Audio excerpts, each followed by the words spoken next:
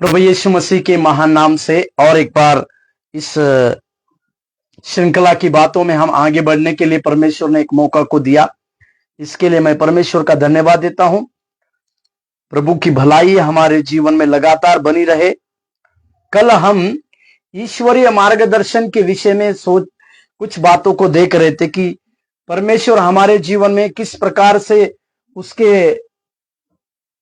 ईश्वरीय मार्गदर्शन को लाता है और हम किस प्रकार से ईश्वरीय मार्गदर्शन को प्राप्त करने के लिए कुछ नीति वचन की बातों को हम अध्ययन कर रहे थे। नीति वचन की बातों को अध्ययन करते समय मैंने इस प्रकार से आपको कहा कि परमेश्वर से ईश्वरीय परामर्श लेना यह हमारे लिए बहुत जरूरी है।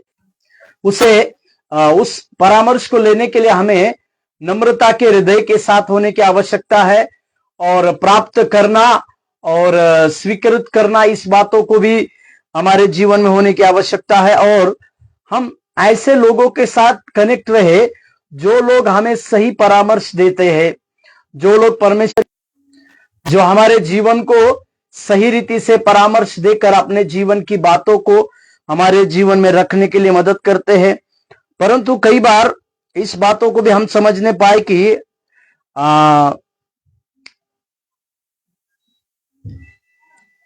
हमें कुछ बातों के लिए सावधान रहने की आवश्यकता है कि हम अधर्मी की तरह चाल ना चले या कोई अधर्मी की चाल चलने वाले व्यक्ति से हम सलाह लेकर आगे की बातों को ना बढ़े। इसके विषय में इसका मतलब हम जिससे सलाह ले रहे हैं या जो हमें सलाह ले रहे हैं उनको हमें इस बात के लिए परखने की आवश्यकता है कि कहीं वो उनका जीवन अधर्मी की तरह तो नहीं है। इसी के लिए भजनकार इसके विषय में लिखते हैं। भजन संहिता उसके पहले अध्याय को देखिएगा और उसका पहला भजन संहिता पहला अध्याय के पहले वचन में उस धर्मी और दुष्ट के विषय में लिखा है। पहले वचन को अगर हम देखते हैं तो, क्या ही धन्य है वह पुरुष जो दुष्टों की युक्ति पर नहीं चलता और ना पापियों के।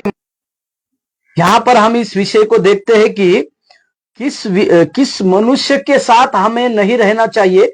इसके विषय में ये भजनकार दिखाते हैं कि हमें दुष्टों की युक्ति पर नहीं चलना है और ना ही उनके मार्गों में खड़ा होना है, ना ही ठट्टा करने वालों के पास बैठना है। इसके बारे में पवित्र शास्त्र हमें बतलाती है। इसका मतलब हम जिससे परामर्श ले रहे हैं या जिससे हम सलाह की बातों को ले रहे हैं उस व्यक्ति के जीवन को हमें देखने की आवश्यकता है। उस व्यक्ति का जीवन किस प्रकार से है इसे समझने की भी आवश्यकता है। परमेश्वर के नाम की महिमा और प्रशंसा हमारे साथ होने पाए, इसके लिए हम इस बातों को जाने, इस बातों को समझे कि प्रभु ने हमारे जीवन के लिए जो बातों को रखा है उसी बातों के ऊपर हम निर्भरता के साथ होके अपने जीवन की बातों को चलने के लिए वो उनके हाथ में देने के लिए आगे की ओर बढ़ने पाए। क्योंकि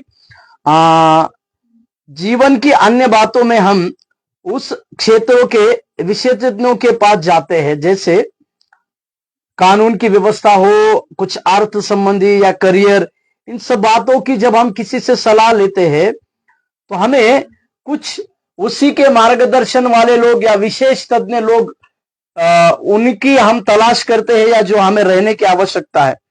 परंतु हमारे पास ऐसे कुछ करने के लिए निर्देश या कुछ ऐसे अधर्मी लोग भी रहते हैं जिनके पास अगर हम कुछ बातों की सलाह मांगने के लिए जाते हैं या करियर के लिए या कानूनी व्यवस्था के लिए या व्यवसाय के लिए या शिक्षा की बातों के लिए, तो वे लोग अधर्मी लोगों के जीवन की तरह वो लोग अधर्मी रहकर अपना जीवन को बिताते हैं। इसी के लिए हमें इनसे थोड़ा सा दूर रह के ही अपने जीवन को आगे की ओर बढ़ने के लिए सावधान रहने की भी आवश्यकता है। इस बातों को यहां पर मैं जोड़ने के लिए चाहता हूं। और एक बात, इसमें सुधारे जाने के लिए तैयार रहे। जब वचन के अनुसार परमेश्वर हमें सुधारने के लिए एक मौका को देता है। परमेश्वर चाहते हैं कि हम सुधरे। परमेश्वर चाहते हैं कि हमारे जीवन में परमेश्वर उसके कार्य बहुतायत के करे और परमेश्वर इस प्रकार के कार्य करने वाले लोगों के लिए सुधारने की बातों को लाता है या वो लोगों को सुधारने की ताकत या क्षमता को रखता है, जिसको हम समझने की बहुत जरूरी है। इस बातों को हम जाने, इस बातों को हम समझने की कोशिश करें। प्रभु के नाम की महिमा और प्रशंसा होने पाए। यानी सलाह के द्वारा, किसी के सलाह के द्वारा परमेश्वर से मार्गदर्शन प्राप्त करने से हमें रोकने वाली बाधाओं में से एक बाधा यह है कि केवल वही सलाह पाना चाहते हैं जो उसकी पूर्ति करती है। कई बार हम क्या होते हैं कि हम किसी क्षेत्र में हमें जो अच्छा लगे या हमें जो अच्छा लगता है ऐसी ही सलाह की बातों को पूर्ति करते हैं, या ऐसे ही सलाह हम चाहने की बातों को करते हैं, परंतु इसके कारण हमारा झुकाव उस व्यक्ति की तरफ होता है, या इस प्रकार से कोई हमारे लिए अच्छी बातों को लाए, सुधारने की बातों को ना लाए, या किसी प्रकार के करेक्शन की बातों को हमारे जीवन में ना लाए। इसी के लिए हम जो व्यक्ति हमारे लिए अच्छी सलाह देते हैं, निरंतर अच्छी बातों को कहते हैं, हम ऐसे ही व्यक्ति के पास झुकाव के लिए चले जाएंगे, और वो हमारे लिए क्या होगा मालूम है क्या? एक उचित बात नहीं होगा, जिसे हम समझने की आवश्यकता है। यदि ऐसी कोई सलाह या परामर्श है जो हमें सुधार ला सकता है, तो हम उसे स्वीकार नहीं करना चाहिए।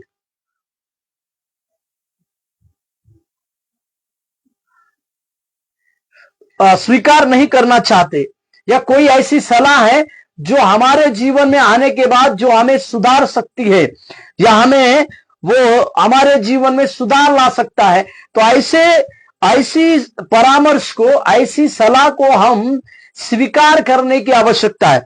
क्योंकि जब यीशु मसीह ने यूहन्ना के 15वें अध्याय में एक वचन को कहा, जो यहां पर हम देखते हैं, यूहन्ना के समाचार में 15वें अध्याय में एक वचन लिखा हुआ है, जहां पर दूसरे वचन में, जो डाली मुझ में और नहीं फलती उसे वो छांट डालता है ताकि, और जो फलती है उसे छांटता है ताकि और फले। मेरे प्यारो, इस बात को हम समझे कि परमेश्वर की इच्छा है कि वो हमें छांटे। परमेश्वर चाहते हैं कि उसके बच्चों को छांटे, यानी सुधार लाए, ताकि हम परमेश्वर के लिए और भी फल लाने वाले, परमेश्वर के लिए और भी कार्य करने वाले बने। इस बातों को करने के लिए परमेश्वर जो है हमारे जीवन में इस प्रकार के सुधार लाते हैं। इसी के लिए हमें सुधारे जाने के लिए निरंतर तैयार रहने की भी आवश्यकता है। उस सलाह को मानकर जो हमारे लिए कुछ चुनौती को, हमारे लिए कुछ सुधार को लाता है, उस सलाह को हमें मानकर आगे की ओर लेके जाने की आवश्यकता है। और इसके बारे में, सुधार के बारे में वचन क्या बतलाती है, उसको थोड़ा सा हम अध्ययन करेंगे। नीति वचन 12वें अध्याय में राजा सुलेमान किस प्रकार से कहते हैं, देखिए। नीति वचन 12वें अध्याय के पहले वचन को देखिए। जो शिक्षा पाने से प्रीति रखता है वो ज्ञान से प्रीति रखता है, परंतु जो डांट से बैर रखता है वो पशु सर का मनुष्य है। यहां पर राजा सुलेमान जो डांटने से, यानी जिसे छांटा जा रहा है, जो सुधारने की बातों को स्वीकार नहीं करता है, ऐसे व्यक्ति को राजा सुलेमान पशु सरी का मनुष्य कहते हैं। मेरे प्यारों, ये हमारे लिए, हमारी सेवकाई के लिए बहुत ही बड़ी बात है कि हम यदि हम परमेश्वर से शिक्षा प्राप्त करते हैं, या शिक्षा से प्रेम रखते हैं, या ज्ञान से प्रीति रखते हैं, तो हमारे लिए कई एक बातें अच्छी होगी, या उसे परमेश्वर सराहेंगे। इस बातों को हमें समझने की आवश्यकता है। हम पशु सरी के ना बने, परंतु परमेश्वर की शिक्षा के ऊपर प्रेम करें, परमेश्वर की बातों के ऊपर अपने मन को लगाए, और उसी में अपने जीवन की बातों को टटोल कर आगे की ओर चले जाए। और एक वचन, नीति वचन 13 के 18 को देखिए। नीति वचन 13 अध्याय 18वें वचन। जो शिक्षा को सुनी अनसुनी करता है वह निर्धन होता और अपमान पाता है, परंतु जो डांट को मानता उसकी महिमा होती। यहां पर सुलेमान राजा और एक महत्वपूर्ण बातों को कहता है कि कौन अपमान और निर्धन होता है। मेरे प्यारो, जो परमेश्वर, यहां पर लिखा हुआ है कि जो शिक्षा की सुनी अनसुनी करता है।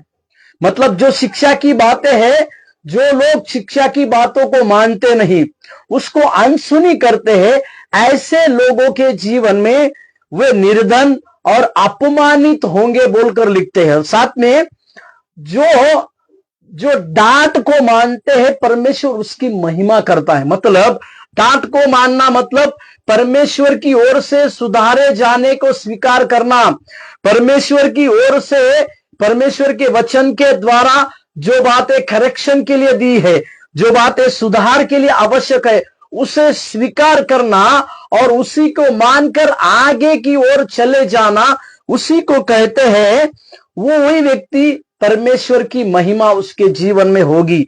इस बातों को समझ। और एक वचन को देखिएगा, नीति वचन 29 अध्याय के पहले वचन, नीति वचन 29 का पहला,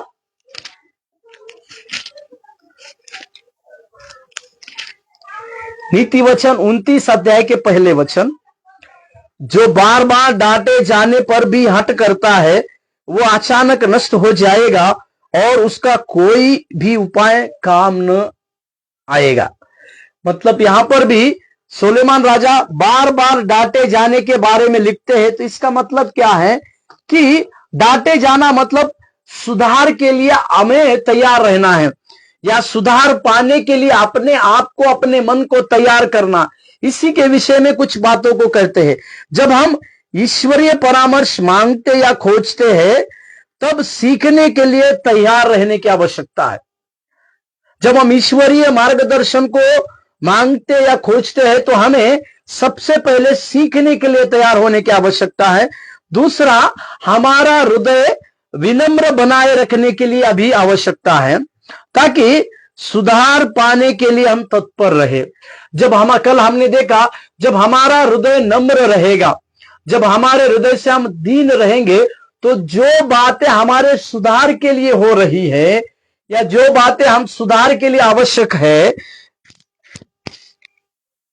वे सारी बातों को हम स्वीकार कर कर अपने जीवन की जो छांटने वाली बातें हैं, परमेश्वर से जो छांटने वाली बातें हमारे जीवन में हो रही है, उसे हटाकर हम परमेश्वर के लिए एक सुधार पाने के लिए तैयार होने वाले हम बनेंगे। प्रभु के नाम की महिमा और प्रशंसा है।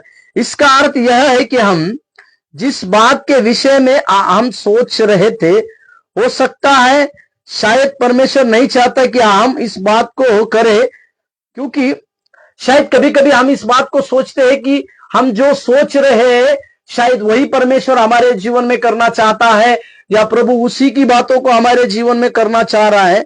परंतु परमेश्वर आपको बदलने की इच्छा रखते हैं, और आपके बदले जाने के अनुसार आपके जीवन की कुछ बातों को आपके लिए जो अवश्य है, उस बातों को आपके लिए देंगे। इस बातों को हम समझने की आवश्यकता है।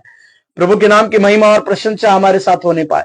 इसका अर्थ हम जो चाहते हैं उस बातों को नहीं, परंतु परमेश्वर से जो बातों को हम प्राप्त करना चाहते हैं, उसी बातों को प्राप्त कर कर, उसी बातों में सुधार लाकर, उसी बातों की सुधार के लिए हम तैयार होकर अपने जीवन को आगे की ओर बढ़ने की आवश्यकता है।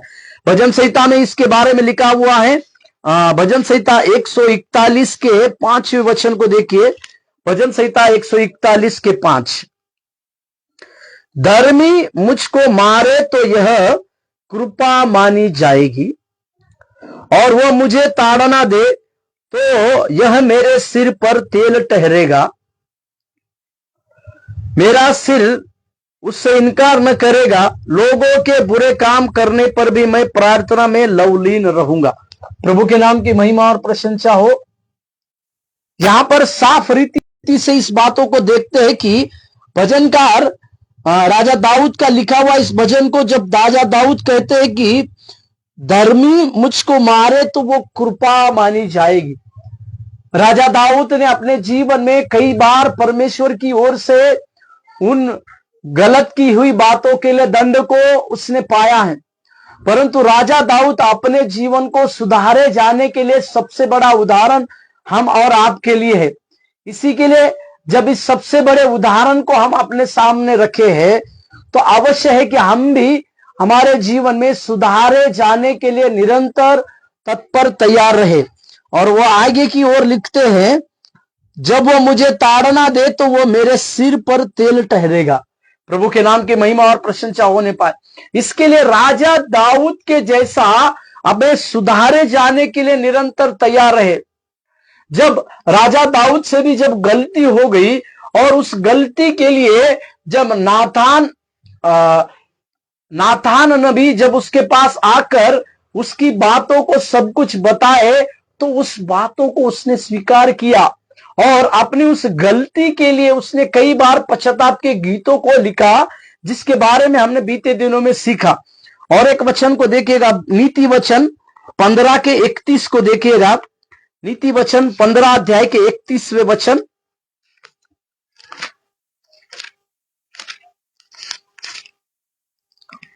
नीति वचन 15 अध्याय के 31।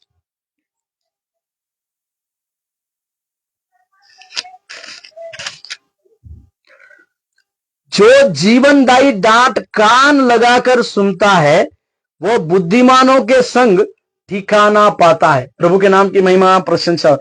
यदि हमें बुद्धिमान के जैसा ठिकाना पाना है, यदि हम बुद्धिमान बनकर हमारी उचित जगह पर हम जाना चाहते हैं, यदि आप और मैं उस उचित ठिकाने पर, जिस डेस्टिनी को परमेश्वर ने हमारे लिए रखा है, उस जगह पर बुद्धिमानी के साथ जाना चाहते हैं, तो हमें जीवनदायी डांट के समान उस डांट को कान लगाकर सुनने की आवश्यकता है।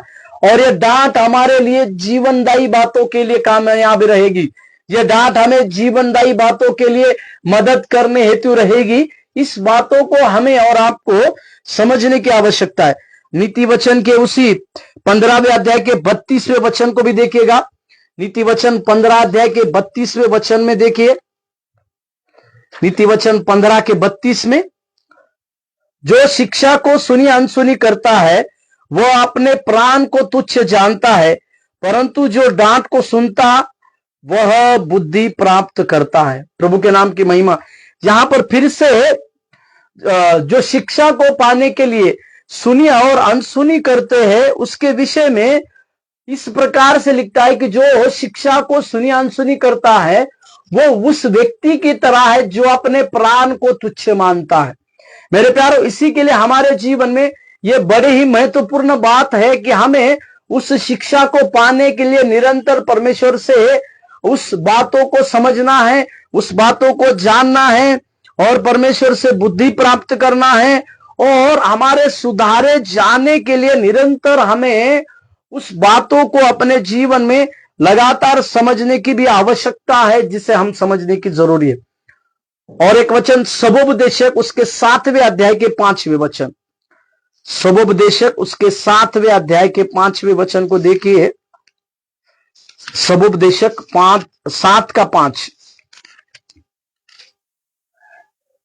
मूर्खों के गीत सुनने से बुद्धिमान की गुटकी सुनना उत्तम है। हालेलुया। यहां पर लिखा हुआ है, मूर्ख लोग जो गीतों को गाते हैं या कई प्रकार की बेबुनियाद बातों को करते हैं, उसके सुनने से बुद्धिमान लोगों की एक छोटी सी बात सुनना हमारे लिए बहुत अच्छी बात है, जिसको हम समझने की आवश्यकता है। मेरे प्यारे, बुद्धिमानी की बातों को सुनना मतलब परमेश्वर की उस परामर्श की बातों को, परमेश्वर से उस ईश्वरीय परामर्श को पाना, परमेश्वर से उस ईश्वरीय बातों को प्राप्त करना, इसको हम समझने की ज्यादा जरूरी है, जिसको हम जानने की आवश्यकता है। कभी और एक विषय, धर्मी माता पिता की सलाह भी हमारे लिए बहुत काम में आती। पवित्र शास्त्र में इसके बारे में कई एक बातों को लिखते, कई एक धर्मी माता पिता की सलाह भी हमें उचित जगह पे उचित समय पर मानने की आवश्यकता है। इसके द्वारा भी हमारे जीवन में कई एक प्रकार के बदलाव हो सकते हैं। इस धर्मी माता पिता की सलाह से हमारे जीवन में बदलाव हो सकते हैं, हमारे जीवन में सुधार हो सकता है और हमारे जीवन में आगे की बातों को बढ़ने हेतु काम भी हो सकता है, जिसे हम समझने की आवश्यकता है।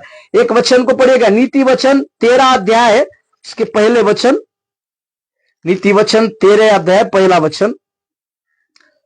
बुद्धिमान पुत्र पिता की शिक्षा सुनता है, परंतु ठट्ठा करने वाला घुटकी को भी नहीं सुनता। यहां पर उस बुद्धिमान कौन बुद्धिमान पुत्र होगा इसके बारे में राजा सुलेमान लिखता है, जो अपनी शिक्षा अपने पिता से शिक्षा सुनता है। इस नीति वचन को लिखते समय जब परमेश्वर का भवन इस सुलेमान राजा ने बनाया, उस समय परमेश्वर ने जब इसको दर्शन दिया तो परमेश्वर ने इसे जो चाहा वर मांगने के लिए कहा, परंतु राजा सुलेमान ने इस प्रकार से हम पढ़ते हैं कि तूने जो मेरे पिता को इस प्रकार का राज्य दिया, इसी को चलाने के लिए मुझे बुद्धि दे बोलकर इस राजा सुलेमान ने जो बात परमेश्वर से मांगी, परमेश्वर उससे खुश हुआ। इसका मतलब राजा दाऊद इस जब सुलेमान छोटे थे तब से उनको कुछ शिक्षा की बातों को सिखाते थे, कुछ शिक्षा उनको सुनाते थे। इसी के लिए उसी की बदौलत राजा सुलेमान इस प्रकार से बुद्धिमानी की बातों को एक नीति वचन के द्वारा लिखते हैं। इसी के लिए हमारे भी जीवन में इस बात को हम समझने पाए कि हम वो पुत्र कब बुद्धिमान कहलाता है, वो पुत्र कब बुद्धिमानी की बातों को करेगा, तो जब वो अपने पिता की बातों को सुनेंगे, जो अपने पिता की शिक्षा को मानेंगे, जो अपने पिता की उस सलाह को मानेंगे, जो पिता की सुधार की बातों को अपने जीवन में स्वीकार करेंगे। इन सब बातों को जब हम करते हैं तो हमारे जीवन में इस प्रकार के बड़े कार्य होने की बेहद जरूरी होती है। और एक वचन को देखिएगा, नीति वचन 1 अध्याय 8वें वचन और 9वें वचन। नीति वचन 1 अध्याय, नीति वचन 1 अध्याय उसका 8वां वचन, हे मेरे पुत्र, अपने पिता की शिक्षा पर कान लगा और अपनी माता की शिक्षा को न तज। यहां पर जवानों को जब सलाह देने के लिए राजा सुलेमान कुछ बातों को लिखते हैं तो उसमें वो पिता की शिक्षा को मत भूल कहते हैं, और उसकी माता ने जो शिक्षा को दी है उसे कभी भी मत भूल कर कहते हैं। और उसका 9वां वचन भी पढ़ लीजिएगा, क्योंकि वे मानो तेरे सिर के लिए शोभामान मुकुट और तेरे गले के लिए कंठमाला होगी।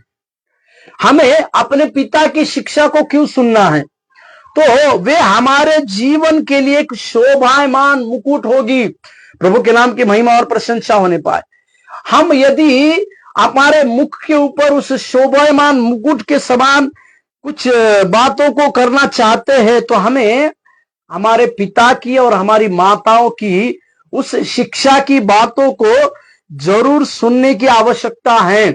उनकी बातों को हमारे लिए सुनकर हम अपने जीवन को आगे की भागदौड़ में लेकर जाने के लिए अपने आप को सौंपने की भी आवश्यकता है। इसी के लिए इन बातों को जब हम सीख रहे हैं, इन बातों को जब हम समझ रहे हैं, तो हमें इस बातों को भी समझने की आवश्यकता है कि एक आदर योग्य चीज जो हम कर सकते हैं वह है हमारे अपने माता पिता से सलाह लेना। प्रभु के नाम की महिमा और प्रशंसा होने पर अपने माता पिता से सलाह लेना एक आदर योग्य बात है। जिस वचनों को हमने पढ़ा उसी वचनों से हम इस बातों को सीखते हैं। कई एक छात्र छात्राएं जो पढ़ाई करते हैं, जिनके माता पिता कुछ अच्छे पोस्ट पर होंगे, वे अपने बच्चों को अच्छी सलाह देते हैं या उनके बच्चे उनकी उस सलाह को मानते हैं।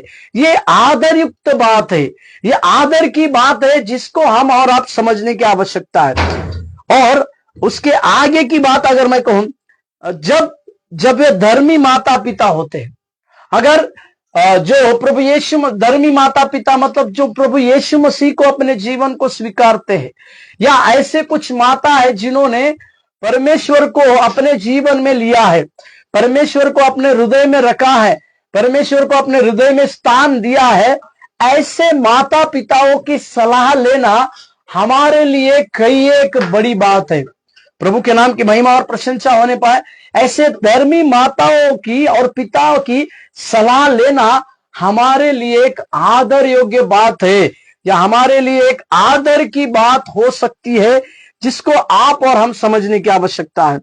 साथ ही साथ पवित्र शास्त्र के अनुसार बच्चों और जवान लोगों को अपने माता पिता की सुनना है, क्योंकि इसी बातों को अगर नए नियम में अगर पवित्र शास्त्र के अनुसार बच्चों को और जवानों को अपने माता पिता की बातों को सुनना है बोलकर लिखते हैं। जैसे पौलुस ने इफिसियों के पत्री में उसी के विषय में, बच्चों को इसी के विषय में कहा। मेरे साथ खोलिए इफिसियों के पत्री 6वें अध्याय। वहां पर पौलुस माता पिता, बच्चों को और माता पिताओं को कुछ बातों को लिखते हैं। हे बालकों, प्रभु में अपने माता पिता के आज्ञाकारी बनो, क्योंकि यह उचित है। अपनी माता और पिता का आदर कर, यह पहली आज्ञा है जिसके साथ प्रतिज्ञा भी है। यहां पर पौलुस भी इसी बातों की पूर्ति करते हैं। जैसे मैंने कहा कि पवित्र शास्त्र बच्चों को और जवानों को अपने माता पिता की बातों को सुनने के लिए निर्देश देता है, अपनी माता पिता की बातों को सलाह मानने के लिए आदेश देता है, जिसको हम और आप समझने की आवश्यकता है। यहां पर भी इसी वचन को पौलुस भी अपने उन बच्चों को अपनी माता पिता की बातों को मानने के लिए कहते हैं। और यहां तक भी हम इस बात को समझते हैं कि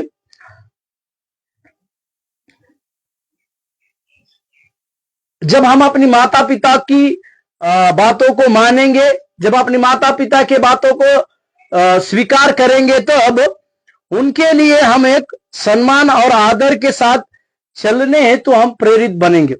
क्योंकि हम इस प्रकार से जानते हैं कि यीशु मसीह ने भी अपनी सेवा कार्य में बालकों के ऊपर विशेष आशीष को दिया, और बालकों को विशेष आशीष देकर अपने हाथों को रखा बोलकर हम देखते हैं, जिसको हमें समझने की आवश्यकता है कि यीशु मसीह के पास जब बालक लोग आ रहे थे, तो यीशु मसीह ने उन सारे बालकों को अपने पास बुलाया और उनके सिर पर हाथ रखकर उन्हें आशीष की बातों को दिया, जिसको हम समझते हैं। इसी के लिए बालकों को यानी माता पिताओं को, उस बालकों का भी सही काम यही होगा कि वो अपने माता पिता की बातों को स्वीकार करे, उनकी सलाह को माने, पिता के उस शिक्षा को प्राप्त करे। मेरे साथ एक वचन को खोलिए, मरकुस के 10वें अध्याय, मरकुस के 10वें अध्याय 13वें वचन और 14वें वचन को देखिए। यीशु मसीह ने बालकों को आशीष देने के बारे में किस प्रकार से आशीष दी। फिर लोग बालकों को उसके पास लाने लगे कि वो उन पर हाथ रखे, पर चेलों ने उनको डांटा। यीशु ने यह देख क्रोध होकर उनसे कहा, बालकों को मेरे पास आने दो और उन्हें मना ना करो, क्योंकि परमेश्वर का राज्य ऐसो ही का है। चेले बालकों को जब यीशु मसीह के पास आते हुए देखते समय डांट रहे थे बालकों को, परंतु यीशु मसीह उस बातों को देखकर क्रोधित हुए, क्योंकि यीशु मसीह चाहते थे कि बालक लोग आए, ताकि यीशु मसीह ना केवल उन बालकों को आशीष दे, परंतु अपने हाथ रखे। और यीशु मसीह ने जब बालकों के ऊपर अपने हाथों को रखा, आशीष दी, उस समय एक बहुत बड़े दृष्टांत की बात यीशु मसीह ने कहा। उसी अध्याय के उसी वचन में लिखा हुआ है कि मैं तुमसे सच सच यीशु ने कहा, मैं तुमसे सच सच कहता हूं, कोई परमेश्वर के राज्य को बालक के समान ग्रहण न करे, वह उसमें कभी प्रवेश न कर पाएगा। हालेलुया। इस बालकों को आशीष देने के द्वारा, इस बालकों को शिक्षा देने के, बालकों को अपने पास आने के द्वारा परमेश्वर ने एक बहुत बड़ी शिक्षा अपने चेलों को और अपने साथ आने वाले लोगों को दी। वो ये थी कि इस बालक के समान जब तक हम परमेश्वर के राज्य को ग्रहण नहीं करेंगे, हम स्वर्ग में नहीं पहुंचेंगे।